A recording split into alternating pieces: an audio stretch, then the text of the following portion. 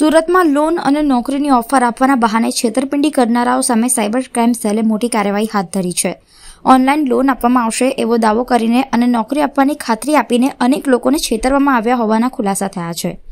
15 નવેમ્બરે Surat cyber crime સેલે Dumas ખાતેના સ્વસ્તિક universal નામની ઓફિસ પર દરોડો પાડી નિતેશ ખામાનીની અટકાયત કરી હતી। તેની પૂછપરછ દરમિયાન બહાર આવ્યું કે નિતેશ અને તેની ટીમ મુંબઈ, ગોવા, પુણે અને સુરતમાં નકલી કોલ સેન્ટર ચલાવી લોકોને ઠગતા હતા। ઓફિસમાં તપાસ દરમિયાન મળેલા પુરાવો પરથી જાણવા મળ્યું કે આરોપીઓ ઓનલાઈન લોન આપવાની આડમાં લોકોના દસ્તાવેજો મેળવીને બેંકમાંથી પૈસા ઉપાડી લેતા હતા। સાથે જ કોલ સેન્ટરમાં કામ કરતા કર્મચારીઓ પાસે નોકરી શોધનારાઓના ડેટા મંગાવી તેમને નિશાન બનાવવામાં આવતા હતા। નોકરી આપવાના બહાને સંપર્ક કરાયેલા લોકોની જાણ વગર ₹10,000માં ઓનલાઈન ડિજિટલ કરાર પર સહી કરાવવામાં આવતી હતી। ત્યારબાદ આ કરારના આધારે વકીલો મારફતે કાનૂની નોટિસ મોકલી ધાકધમકી આપી પૈસા વસૂલવામાં આવતા હતા। આરોપીઓની ઓફિસોમાંથી બેંકની 1187 ECH, NSCH ડિપોઝિટ એન્ટ્રીઓ મળી આવી છે અને તપાસ દરમિયાન કુલ 1222 પીડિતોની વિગતો પણ સામે આવી છે। નિતેશની માહિતીના આધારે પોલીસે સુરતની જ બીજી ઓફિસમાંથી મોહમ્મદ જાવેદ નાઝીરવાલાની પણ ધરપકડ કરી છે।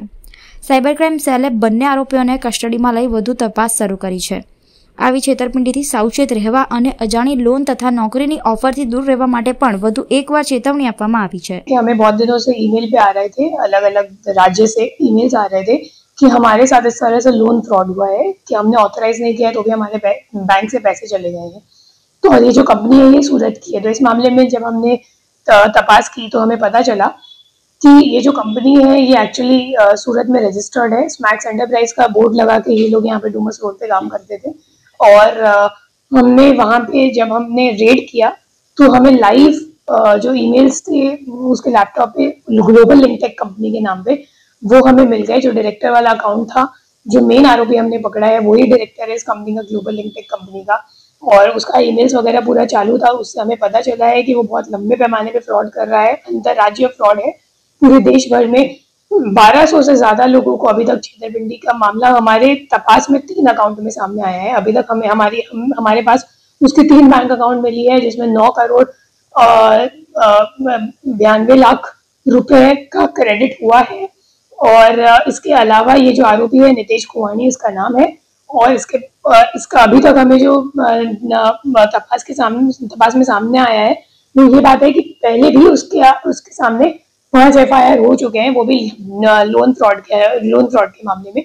दूसरी जो बड़ी चौंकाने वाली बात है कि इसका दूसरा ऑफिस भी अटैचमेंट में चालू था जिसमें जॉब फ्रॉड वो करवाते थे।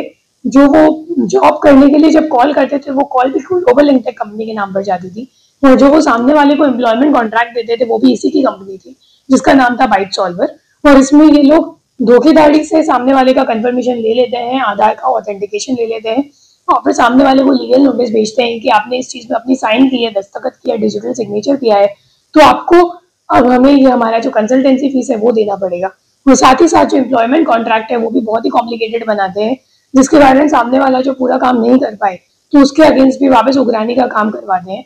और ये लोग ये पूरा काम एक एडवोकेट के संकलन में रहकर कर रहे हैं जिसके कारण। और हम जब रेड किए तो रेड में लैपटॉप, मोबाइल फोन्स के अलावा हमें लीगल नोटिस मिली है, विक्टिम्स को कॉल करके क्या स्क्रिप्ट बोलना है, क्या डायलॉग्स बोलने हैं।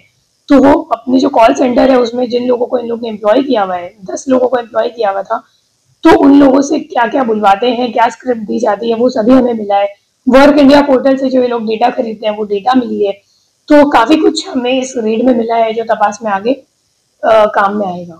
ये दोनों आरोपी कौन है, कहाँ के रहने वाले हैं और कितने दिनों से यहाँ पर ये पूरा अवैध कारोबार कर रहे थे?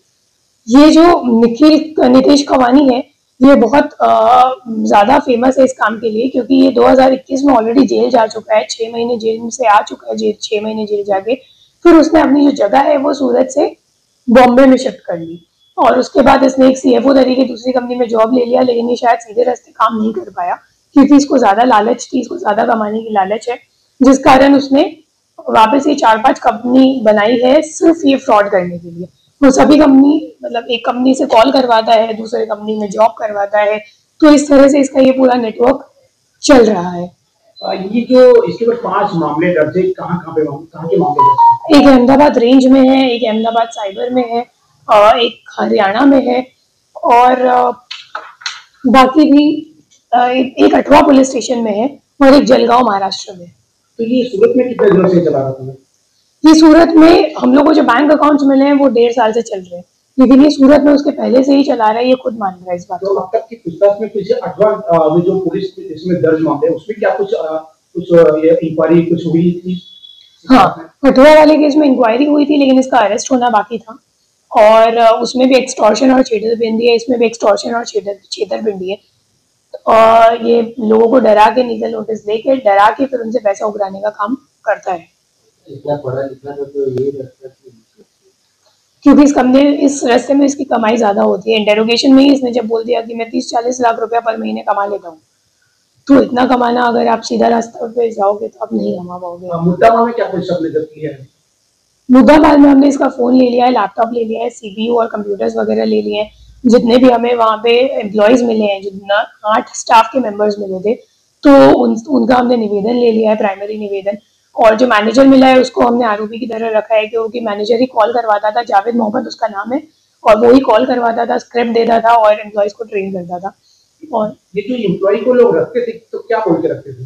यही बोल के लगते थे कि हम लोन देने वाले या जॉब करवाने वाली कंपनी है, और आपको सामने वाले को कॉल करके उनसे आग्रह करना है कि वो हमारी कंपनी के थ्रू बैंक से लोन ले। जावेद मोहम्मद कौन है, कहाँ पे रहता है? वो सूरत का ही रहने वाला है और इसके साथ बहुत पहले से जान पहचान है।